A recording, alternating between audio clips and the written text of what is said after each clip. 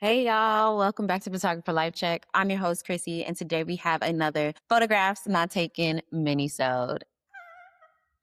I'm so excited. Y'all know we don't do photographer fit checks on these mini-sodes, but I simply must shout out to the fact that your girl got enough hair to put it through a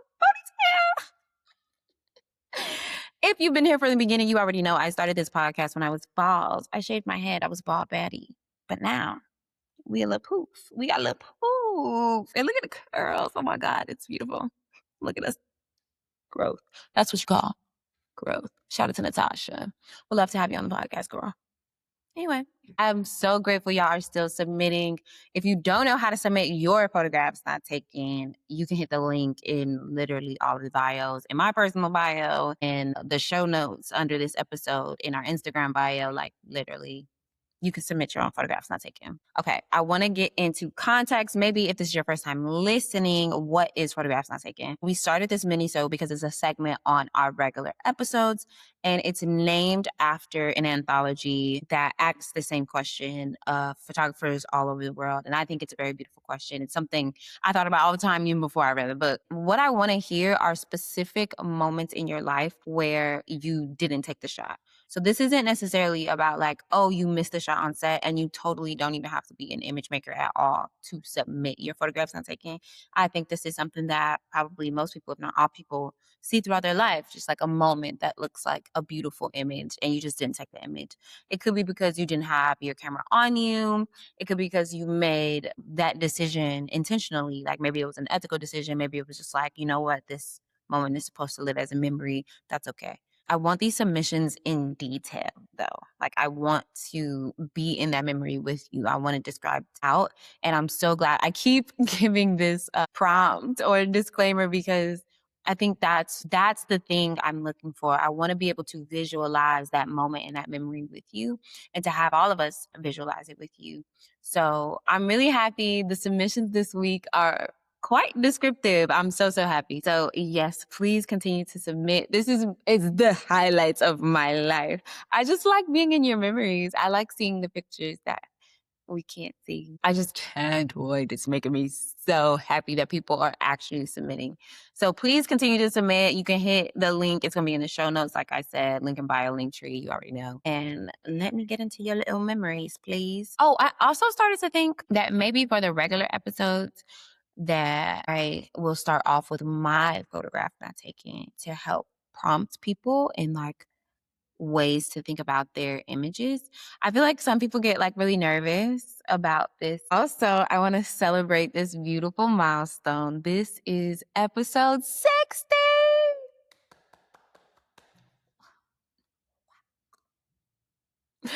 I'm honestly so happy, so proud, especially after taking a break in May. I am so grateful to still have y'all listening. Please continue to tell your other photographer homies or tell your homies that aren't image makers at all. Everybody has an eye. Everybody has a memory of a moment that happened in their life that sticks with them, you know? It could be beautiful. It could be sad. It could be bittersweet. Like I run the gamut of emotions. Let's do it. Yeah, I just want to say thank you so much for listening to us for 60 episodes, which is a little more than 60 hours. That's crazy when I think about that. That's making me think of different ways to look at milestones. This episode is brought to you by Art House, the first Black-owned film lab in the city of Los Angeles. Art House specializes in C41, black and white, E6, and ECN2 processing for 35mm and medium format film, using a custom-built cinema scanner to deliver stunning movie quality stills. Pick up or drop off a roll at their new location in Chinatown and check them out at arthousefilmlab.com or at arthousefilmlab on IG. And tell them we sent you. Okay, so let's jump in, yeah? Okay.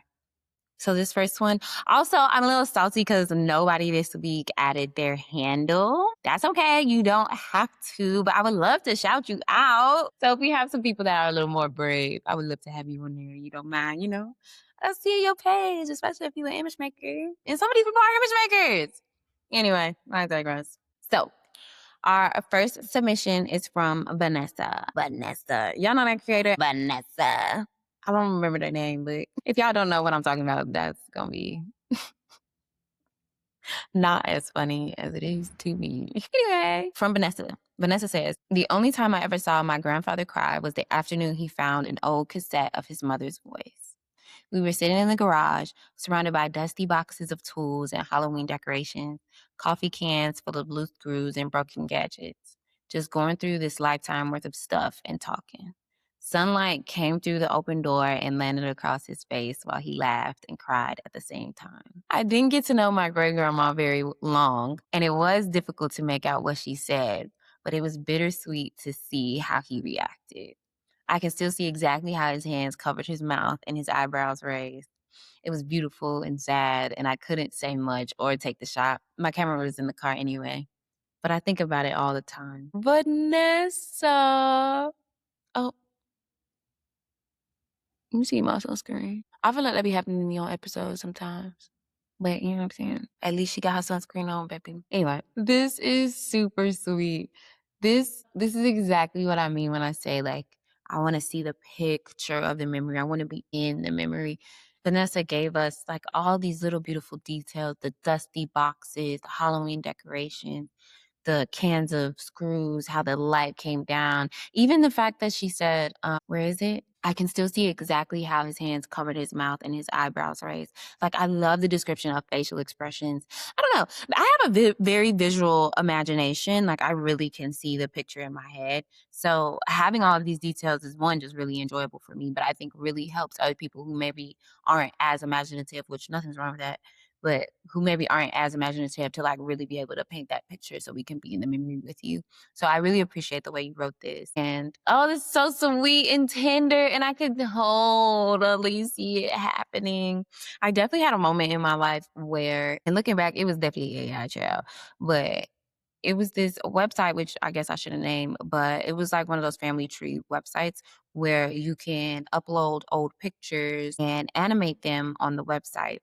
And so I did that for or rather, I did that with a photo of my great auntie, Auntie Eula, who I've talked about before, who is my grandma's sister and who passed when I was a teenager. So she's been gone for a little bit.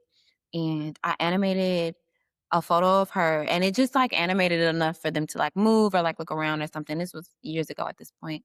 And I sent it to my grandma and she cried. It's like it's been so long since she's been able to see her sister in motion. And when I thought of it and when I saw it myself, I also had a very emotional reaction. So having a moment where, you know, you haven't heard your mom or your loved one in so long and you finally get to hear their voice or see them in motion, like that's such a beautiful emotional moment. And I love stuff like that. I also did that with another auntie of mine, my dad's sister, who also passed. I sent it to him and I also sent it to my cousin, her daughter, my auntie's daughter. And she also, of course, like naturally, like broke out crying. And I was crying on the phone with her. And it was just beautiful because, at least in my family, we have a ton of images, but a lot less in video or cassette. Like the fact that you guys have a recording of your great grandma, bro, like that's so beautiful. That's amazing. So, yeah, I really appreciate you sending this over. This was beautiful. Thank you, Vanessa. Okay, our next one is unnamed. So, oh, I should give them a name. Oh my god. One of my favorite shows does that. I listen to The Read a lot. I've been listening to The Read since they started. I like to call myself like a day two listener to them because I guess it was the second year they started. Not the first year. I found them the second year. So I get to give them a name. What name should we give them? I'm going to go with Wednesday. Okay. So Wednesday says, I was picking up cilantro when I noticed an elderly woman teaching a little girl how to choose ripe avocados. The woman held one in the child's palm and said, you got to listen with your fingers. It was the sweetest thing I ever seen. I wish a picture could capture sound. You got to listen with your fingers. Oh my God. This one of the moments though where, I mean, I don't take pictures of strangers for real anyway, but the picture isn't really capturing what you wanted to capture. And it would be even weirder if you had captured that on video and tried to send it to that lady. But that's, oh, it just brings up so many feelings of like the things we're passing down. Like that's how you keep recipes. No one, so few people know how to pick a good avocado. It's kind of hard. I'm great at it. But it's kind of hard. But honestly, like my grandma didn't take me to the grocery store and teach me how to do it. Like this is beautiful. I love this. Thank you for sending in. What I call you Wednesday. Thank you for sending in Wednesday. This was really sweet. And also, the grocery store is one of my favorite places. I don't know if y'all ever seen that video of that girl that called herself a grocery goblin. When I heard that, I said, "Oh, this is me. It's me." I love the grocery store. It's one of my favorite places. I like trying new grocery stores, especially like artisanal or like unique grocery stores or grocery stores in different cultures. Like I'll be running up and down in my house. I want to see what's up. I'm a very curious gal. So this one made me super happy. Thanks, Wednesday. Okay. Our next one is from Julissa, who's a wedding photographer. Julissa says, I was photographing my cousin's quinceañera. The DJ accidentally played my late uncle's favorite salsa song. My auntie froze for a second before my youngest nephew, who had never met him, the late uncle, walked over and asked her to dance. She laughed like he was in on the secret. I had already packed my cameras because the event was over and I wanted to be family instead of the photographer for once. I always think about the smile on her face when my nephew asked. It was so sweet. Thanks for reading. Julissa. All of these be making me emotional. I feel like every time I respond to something, I'll be like, And it's really making me think about like people who might listen audio only. I personally only listen to podcasts audio only. And they might be like, girl, why is you doing all this moaning and groaning? Sorry. It's just how I feel. Anyway, Julissa, this is a very sweet, also super tender because we have a late uncle. Shout out to your family for this one. Also, shout out to your nephew. It be moments like this where I'm like, oh my God, is your uncle like speaking for your nephew right now? Because how did your nephew know? And when you say youngest, how old are you talking? I would love to know. Anyway, this was beautiful. Thank you, Julissa. Also, yes, on the like, I wanted to be family instead of the photographer for once. Your family will very quickly, which I think is supportive. They like want to support you, but will very quickly be like, oh, you know, so and so baby shower, so and so can say like you want to pop out. So I hope at very least you got paid. Our next one is from DJ, who's a street photographer. DJ says, I was waiting on the green line when I saw a little black boy fall asleep standing up. They're from Chicago. DJ, do I know you? Okay. Let me start over. I was waiting on the green line when I saw a little black boy fall asleep standing up, leaning on one of the pillars. Without saying a word, three strangers shifted their bodies to create a sort of wall around him so he wouldn't stumble or jerk up when the train pulled up. No one looked at each other, they just understood the assignment. Like generations of survival had rehearsed that choreography long before any of us were born. My camera was hanging from my neck, but lifting it would have broken the quiet agreement we were all participating in. Some photographs disappear the moment you acknowledge them, and this one was always meant to live only in memory. And then he signed it DJ. I think we talked about the fact that some photographs disappear the moment you acknowledge them on the show before.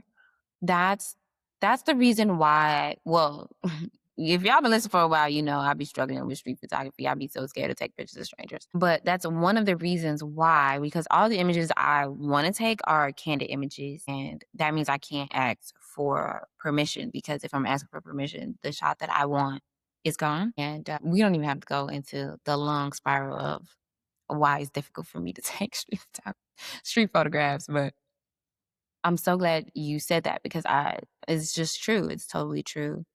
If someone would have said anything or if you would have done anything, maybe somebody would have noticed and that would have changed the entire moment at all. And it sounds like such a beautiful moment to witness. So thank you for sending it in. And I have also been that little boy leaned up against a pillar or sitting, you know what I'm saying, like trying to stay awake, waiting on the train. Absolutely. So shout out to them. Honestly, shout out to all of y'all for keeping him safe. And I guess this is where I'll share mine because it feels weird starting with mine at the top. I like starting with y'all's first if I'm going to share mine. This will be the first time I shared mine in a while. But I have a good one because I was walking through the park yesterday and this park is gorgeous. There's so many little spots of like grassy areas, ponds, like tiny hills, gorgeous little trees that are like really nice to like duck off into. It's not just like super open. And so there was a guy who I saw sitting on a couple of rocks, like boulders, but they were like flat at the top. And there was like a small pond in front of him. There's a big, maybe willow tree, like a tree with like very droopy leaves, or not leaves, very droopy branches, and the leaves are coming down. And it was maybe around like 7:30. So the sun isn't so high anymore, so you really see the sun, like, peeking through the leaves. You see the little light on the water, and I'm coming from behind the guy, and he had really beautiful, like, curly brown hair. He had on a white tank top, and he was, like, leaning back like that and looking out at the pond and the trees and stuff, and it was the most gorgeous scene. I did wanna take a photo of him just with my phone and, like, walk over there and be like, "Hey, I just took this gorgeous photo of you," and send it, but he heard me as I, like, took another step and looked back, and so the moment was gone, but it was gorgeous. Have y'all ever seen Jason's Lyric? Because it honestly looked like very meadowy, like a meadow in Jason's Lyric. It's also like a little, like a swampy, meadowy vibe. Like you could tell, like you could see the dew on his skin, you know? And it's been really hot. It was super hot, but because the sun was already low, it was just, it was a beautiful little scene. And I really wanted to take that photo, but the moment passed. Thank you guys so much for submitting. You can submit your photographs not taken with the show notes just below. So please do. I want to be in your memories and in your moments with you. I think it's beautiful to be able to share these moments with other people because I think it's about life being lived. And sometimes, as image makers, we can miss out on living life when we're so worried about documenting it. And I think it's just beautiful to share those moments where we're in it. We're in life together.